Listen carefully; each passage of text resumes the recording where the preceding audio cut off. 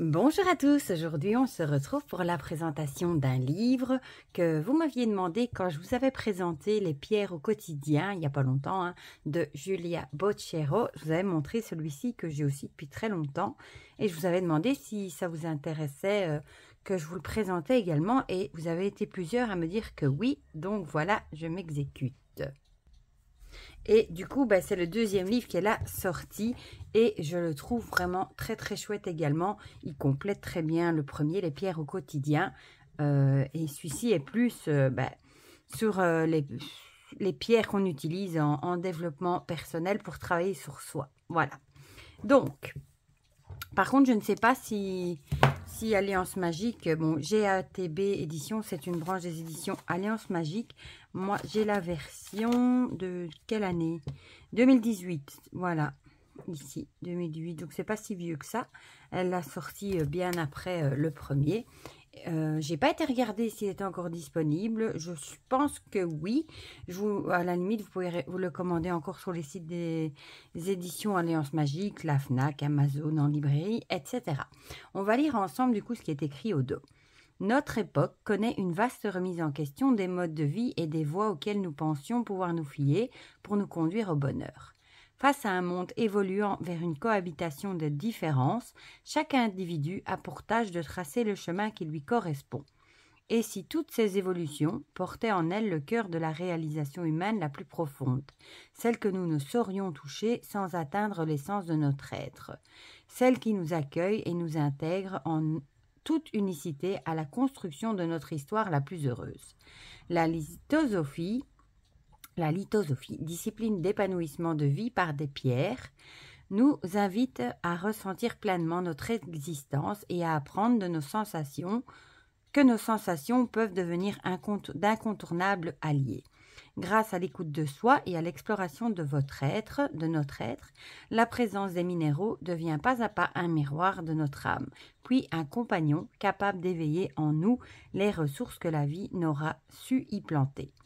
Par une approche pouvant doter notre être des vécus guérisseurs qu'il nécessite pour avancer, notre chemin avec les pierres devient une voie rêvée d'accomplissement de nous-mêmes en harmonie avec notre environnement. Au travers du cristal, nos plus beaux mirages prennent corps pour investir notre vie d'un souffle bien réel. Et il était au prix de 24 €. Bon, depuis, il a peut-être augmenté, ça, c'est bien possible. Du coup, on va le parcourir ensemble. Bon, déjà, la couverture est très belle. Voilà, bon, j'ai peut-être juste bouger un tout petit peu la bougie, histoire de ne pas lui mettre le feu. Voilà, donc ici on a une petite photo de Julia Bocchero et tous ses réseaux sociaux, Facebook, Twitter, Instagram, YouTube. Je vous ai dit qu'elle avait une chaîne YouTube, mais je crois que ça fait un moment qu'elle n'a plus alimenté sa chaîne. Mais elle faisait des super vidéos et je crois qu'on peut encore aller les consulter. Bon, les données d'Alliance Magique, puis on a le sommaire, avec en partie 1, clé de compréhension de la lithosophie, en partie 2, la lithosophie pratique, et en partie 3, influence des pierres et les classes lithosophiques. Je ne vais pas vous lire tout ce qu'il y a dans le sommaire, parce qu'on va le parcourir ensemble. Vous voyez ici, vous avez toutes les classes philosophiques, comme par exemple, si vous voulez travailler votre volonté, si vous voulez travailler l'intimité, la pudeur, etc., etc. Mais on va parcourir ça ensemble. Voilà, et vous voyez, il y a 88 classes philosophiques. Donc, en premier, partie 1, clé de compréhension de la lithosophie. Là, elle va un peu planter les bases. Introduction. Et, bon, il fait partie des livres magnifiquement illustrés. Je ne sais pas si Alliance Magique va le remoderniser comme le premier. Existence intérieure et analogie. Le sens oublié, l'introspection, logique et analogique, fonctionnement et caractéristiques de l'analogie, je vais y arriver, les mirages analogiques, bon là elle vous explique tout, règle 1, règle 2, un cheminement d'épanouissement par la pierre, le collectif propose, l'individu dispose, de l'éducation du ressenti, de la pierre au miroir de l'âme. Voilà. Et elle explique que le contact des pierres apporte de manière évidente une modification de nos perceptions et de nos sensations. Il est très intéressant à lire aussi. Révéler, nourrir, complémenter le naturel. J'adore cette illustration. Transcender nos vécus. Donc ici est vraiment plus basé développement personnel. Hein. Mettre en œuvre le changement. Le symbolisme comme clé de communication sensible, de l'art du conditionnement. On va dire que c'est moins courant comme sorte de livre. Voilà. Vu que là, c'est vraiment les pierres pour utiliser dans le développement personnel de l'image au sens.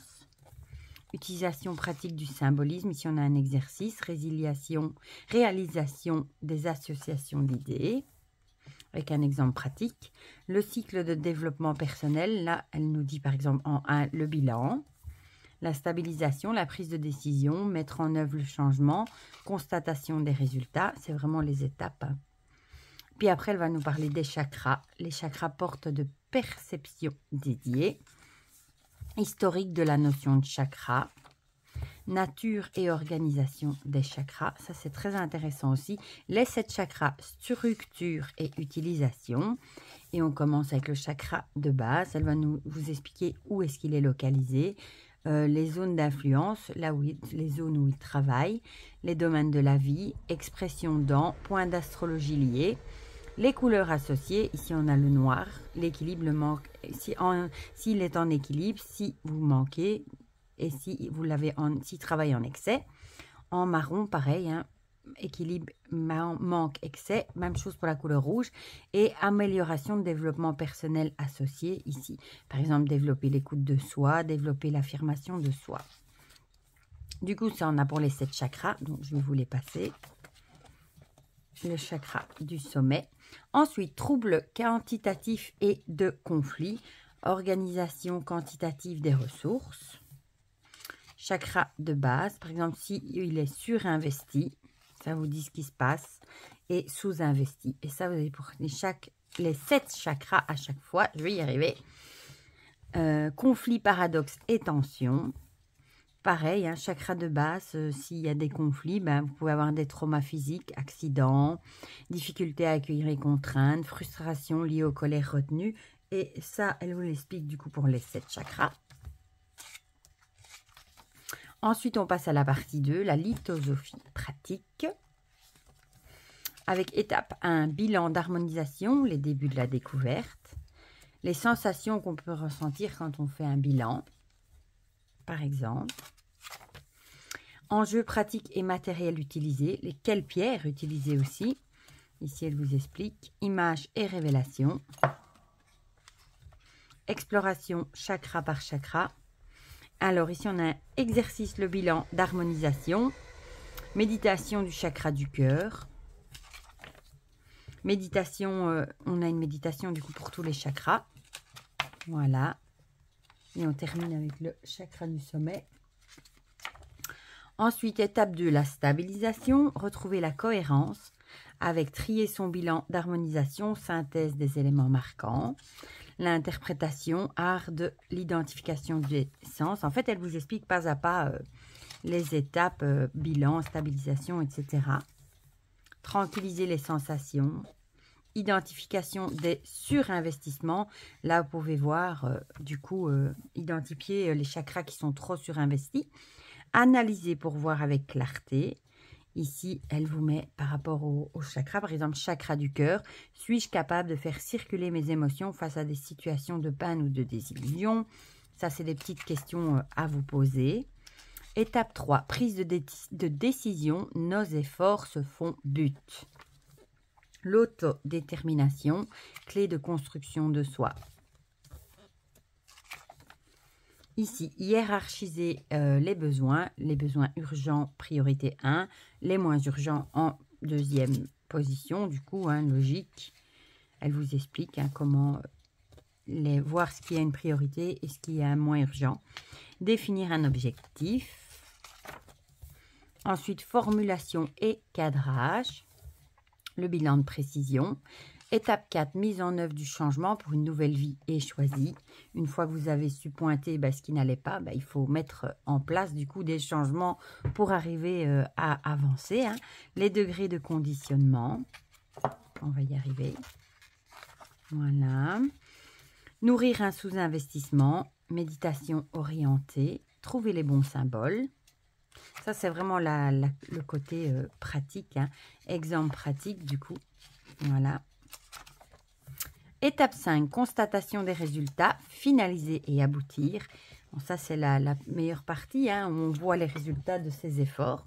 Bilan de fin de cycle, entretien des pierres de développement personnel, alternance bien-être et développement personnel. Et en partie 3, influence des pierres et classes lithosophiques. Et ici, elle nous explique les classes lithosophiques, définition de l'influence de matière, influence de couleur, influence de géométrie. Là, c'est vraiment les formes, hein. Voilà. Hop, on va y arriver. La puissance d'impact. Alors ici, échelle des fiches de pierre, elle vous explique, hein, variété globalement discrète et sécure d'accès. Tandis qu'ici, parmi les plus puissantes, à utiliser uniquement si des plus douces sont supportables. Et alors ici, une clé, c'est très rare. Et ici, c'est présent dans la quasi-totalité des boutiques. Et on commence avec la première classe lithosophique. Par exemple, si vous voulez travailler l'ouverture. Caractéristiques, on vous dira le blanc. Ouverture, perception, élargie, connexion à l'extérieur, clarté, identification. La forme, c'est rhomboédrique, suivre au naturel. Et le chakra associé, ce sera le sommet, outil de bilan. Voilà, l'influence ici.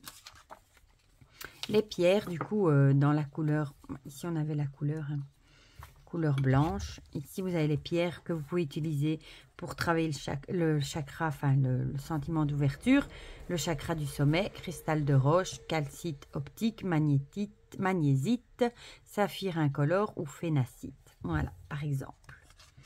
Ici, même chose, si vous voulez travailler le dépassement, ce sera la couleur violet, les pierres violettes. Si vous voulez travailler, par exemple, la concentration, à la limite, je peux vous lire celui-ci. Si vous voulez travailler, par exemple, votre concentration, la couleur sera bleu foncé pour l'observation, l'étude, la compréhension. Rhomboédrique, suivre un naturel. Et le chakra associé, le troisième œil. Rhomboédrique, c'est pas la forme, c'est moi qui dis des bêtises. Alors, par exemple, je vais vous lire pour celui-ci. L'influence. Renforcer notre présence d'esprit, tel est l'impact clé de la classe concentration. Ces pierres apporteront un grand confort de réflexion en favorisant notre capacité à observer, à saisir les idées et concepts et à faire usage de nos connaissances ainsi que de notre culture. Offrant une pensée simple et sans fioritures, cette classe permet de faire cohabiter la pertinence et la clarté de propos. C'est donc sans stress et sans tension inutile que notre esprit s'investira à l'ouvrage en compagnie de ses soutiens efficaces sans trop en faire. Particulièrement indiqué pour étudier avec pragmatisme, trouver des solutions simples, analyser avec esprit d'à propos, on trouvera avec ces pierres un équilibre mesuré, nuancé, d'une certaine modestie. Il ne s'agit pas d'être le meilleur, d'avoir l'esprit le plus vif ni la théorie la plus détaillée, mais simplement d'observer juste, d'identifier chaque chose à sa place naturelle, le trop étant l'ennemi du bien. Bien que ne proposant que peu de variétés, la classe numéro 3 dispose du saphir bleu qui se déclinera en différentes qualités. Les versions opaques sont accessibles à des budgets modestes et disposent d'une excellente présence.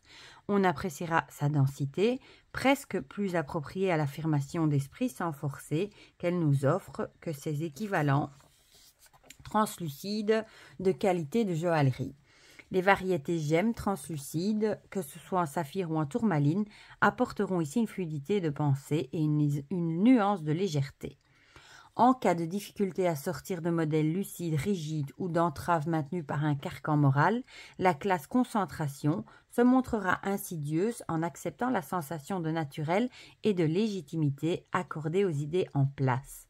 On laissera donc la primeur à des variétés plus légères dans ce cas-là, le virage étant plus aisé à négocier avec une classe numéro 4, dialogue, ou numéro 5, idéaux. Voilà, et donc ici vous avez les deux pierres qui sont dispo. Et vous avez comme ça 88 classes lithosophiques. Je vais vous en montrer quelques-unes.